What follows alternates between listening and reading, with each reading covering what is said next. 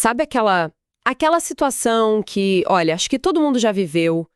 Você tá tentando ajudar alguém, um amigo, um familiar, com a melhor das intenções. Totalmente. Você vê o problema com clareza, sabe a solução, e aí começa, né? Lista todos os motivos lógicos, mostra os benefícios e quanto mais a gente argumenta. Pior fica. A pessoa parece que se entrincheira, sabe? Se Sim. fecha ainda mais. Exato, e a gente sai frustrada pensando, mas por que não me escutam? O que está acontecendo ali? Essa frustração ela é exatamente o ponto de partida das nossas fontes de hoje. A gente está mergulhando fundo na 4ª edição do livro Entrevista Motivacional, Ajudando Pessoas a Mudar. Dos criadores da técnica, William Miller e o Stephen Honig. Exatamente. E o que eles dizem é, olha, o problema talvez não esteja na pessoa que não quer mudar. O problema talvez esteja no nosso próprio instinto, essa nossa vontade de consertar os outros. Perfeito. E essa é a nossa missão aqui hoje, né? Desvendar essa outra forma de conversar sobre mudança, entender por que essa abordagem que nasceu lá na área da saúde, hoje é usada por todo mundo. Líderes, professores, coaches. O que ela tem de tão diferente, né? Isso. O que a torna tão diferente de só dar um bom conselho. E, o principal, como que a gente pode aplicar isso sem parecer que está seguindo um roteiro? O primeiro passo, segundo os autores, é a gente entender um comportamento que é quase automático, especialmente para quem trabalha em profissões de ajuda. Eles deram até um nome para isso. Qual? O reflexo de corrigir. Reflexo de corrigir. Nossa, isso soa muito familiar. É aquela vontade, tipo, incontrolável de ver um erro e já pular com a solução. Ah, você devia fazer isso, porque você não tenta aquilo. Parece a coisa certa a se fazer. Parece, né? E é aí que mora o paradoxo. O livro mostra que esse reflexo é, na verdade, a principal causa do impasse. Pensa assim, uma pessoa está ambivalente sobre mudar. Ok, ambivalente. E aqui, ambivalência é um termo técnico importante, né? Não é só estar em dúvida. Não é. É ter, ao mesmo tempo, bons motivos para mudar e ótimos motivos para não mudar. Ah, isso é crucial. Não é falta de vontade, é um conflito interno real. Tipo, eu quero emagrecer para ter mais saúde, mas eu também amo comer uma pizza no fim de semana com os amigos e não quero abrir mão disso. As duas coisas são verdadeiras para a pessoa, né? Exatamente. A ambivalência é descrita como um estado normal humano. Não é uma patologia, não é um defeito. Agora, o que acontece quando essa pessoa que está nesse conflito encontra alguém com o reflexo de corrigir ativado? Ah, Se você começa a argumentar a favor da mudança, mas você precisa emagrecer, pensa na sua saúde, nos seus exames, qual é a reação natural da pessoa? ela vai defender o outro lado. Vai falar, sim, eu sei, mas a vida é curta e eu mereço um prazer e essa dieta é muito chata. Ela vira advogada do status quo. E pronto, você acabou de criar um cabo de guerra. As fontes usam essa metáfora. É uma ótima imagem. Você puxa com toda a força para o lado da mudança e a pessoa, para não cair, para se equilibrar, puxa com a mesma força para o lado da manutenção. E o resultado é um impasse.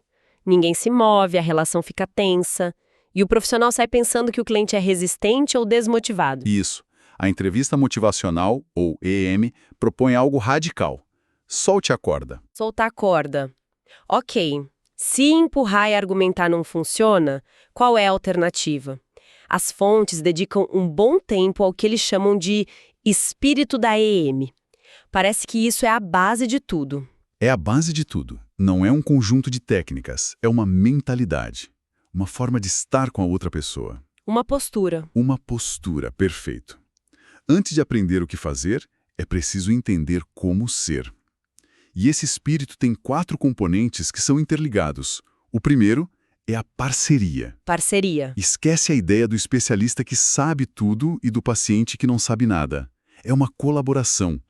A analogia do livro é genial. É como dançar, não como lutar. Gosto disso. Você acompanha os passos do outro, não impõe os seus. Exato.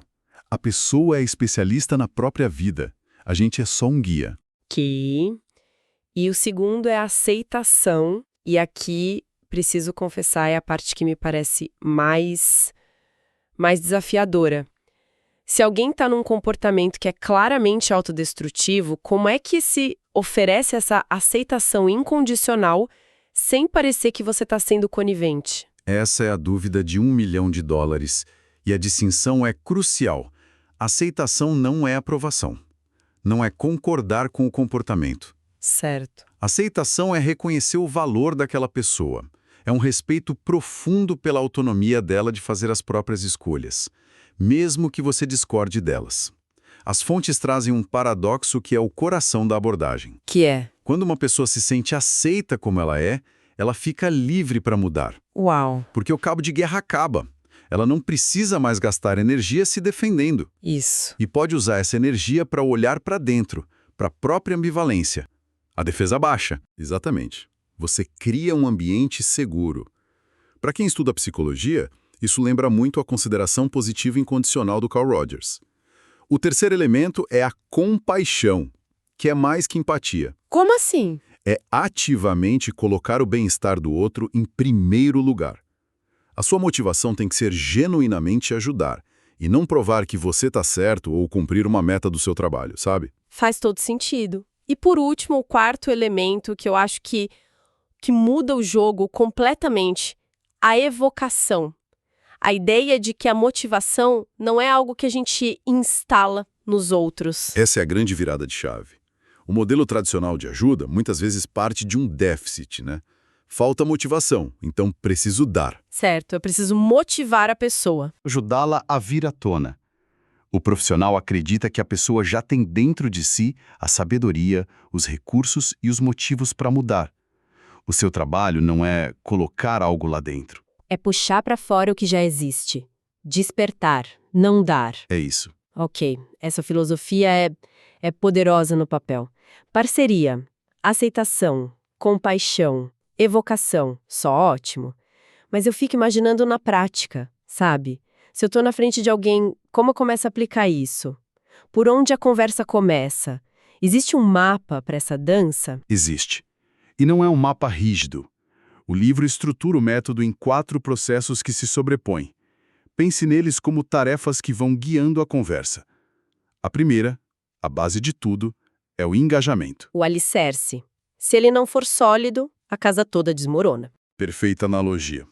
Engajar é o processo de estabelecer essa relação de confiança, de colaboração. É criar aquele ambiente seguro de que a gente falou. É a diferença entre uma consulta onde o profissional mal olha no seu olho enquanto digita E aquela onde ele se vira para você e pergunta: então, me conta, o que realmente está acontecendo? Sem engajamento não dá para ir para lugar nenhum. Nenhum. Sem isso, qualquer tentativa de falar sobre mudança está fadada ao fracasso. Certo, base estabelecida, e depois? A conversa pode ir para 1000 lugares diferentes. Como é que se dá um rumo? Aí entra o segundo processo, a focalização. A vida é complexa, né? Uma pessoa pode ter dezenas de áreas para mudar. A focalização é o processo de chegar a um acordo. É responder à pergunta: dentre tantas coisas, sobre o que a gente vai conversar hoje? Isso não é imposto pelo profissional, imagino. De jeito nenhum. É uma negociação, uma colaboração para encontrar uma direção clara para a conversa. Faz sentido. Então, engajamos, focamos em um tópico. Agora vem a parte que parece mágica. Fazer a motivação aparecer. É o terceiro processo, a evocação. É o coração da M. É onde o espírito se manifesta de forma mais clara. A tarefa aqui é ativamente explorar as próprias razões da pessoa para mudar. O profissional se torna tipo um detetive de discurso de mudança. Discurso de mudança. Me dá um exemplo. O que seria isso na prática? São as falas da própria pessoa que apontam na direção da mudança. Pode ser um desejo, tipo, eu gostaria de ter mais energia. Uma habilidade. Eu já consegui parar de fumar uma vez. Exato. Ou uma razão, eu preciso fazer isso pelos meus filhos. Ou uma necessidade, eu tenho que mudar, senão vou perder meu emprego. O profissional aprende a reconhecer essas pequenas frases, em vez de ignorar e focar no problema. Ele joga uma luz em cima delas. Perfeito. Ele reflete de volta e pede para a pessoa explorar mais. Você me disse que quer fazer isso pelos seus filhos. Me fale mais sobre isso. E ao fazer isso, você está amplificando a parte da pessoa que quer mudar, em vez de lutar com a parte que não quer. Você ajuda a construir o próprio argumento para a mudança. Isso. Ela mesma se convence. com os próprios valores, com as próprias palavras.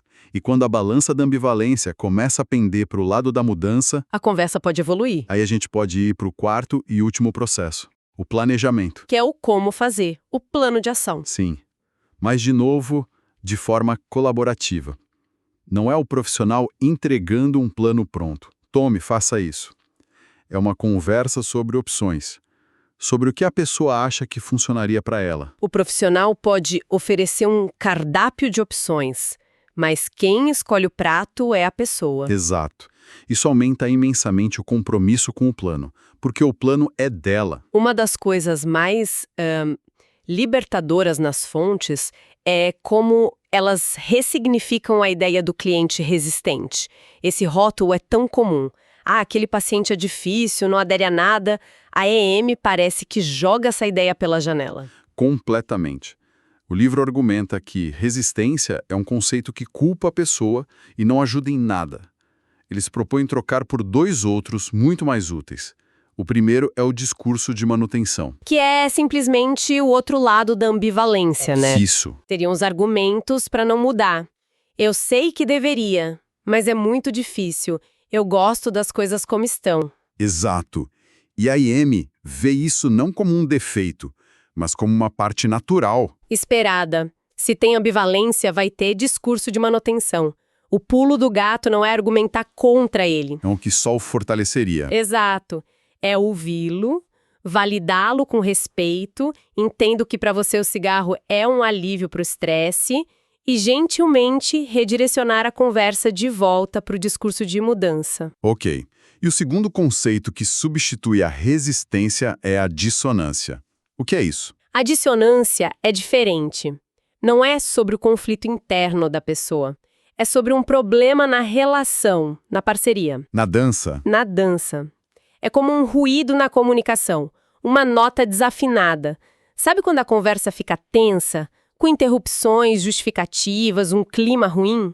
Isso é dissonância. entendi. E a grande sacada é que a EM vê a dissonância como um sinal de que o profissional precisa mudar de passo. Uau! Então, em vez de pensar, essa pessoa é resistente, o pensamento é, o que eu estou fazendo que está gerando essa tensão? Sim. Será que ativei meu reflexo de corrigir? Será que eu não estou sendo empática o suficiente? A responsabilidade é compartilhada? Precisamente. A dissonância é um feedback valioso para o profissional. É um convite para ele dar um passo atrás, talvez voltar para o processo de engajamento, pedir desculpas se for o caso. Acho que não estou entendendo bem o seu ponto de vista, podemos recomeçar e restaurar a parceria. Isso muda tudo. Então, resumindo essa nossa análise, o que fica claro é que a entrevista motivacional é menos um kit de ferramentas e mais uma maneira de ser com as pessoas. É sobre abandonar a luta e começar a dançar. É sobre guiar, não dirigir. Sobre evocar, não impor. E sobre ter um respeito profundo pela jornada do outro. E isso explica por que essa abordagem se espalhou tanto, né? Ela funciona entre médico e paciente, gerente e funcionário, pais e filhos. Porque se baseia em princípios universais da psicologia humana. Não é sobre uma doença específica.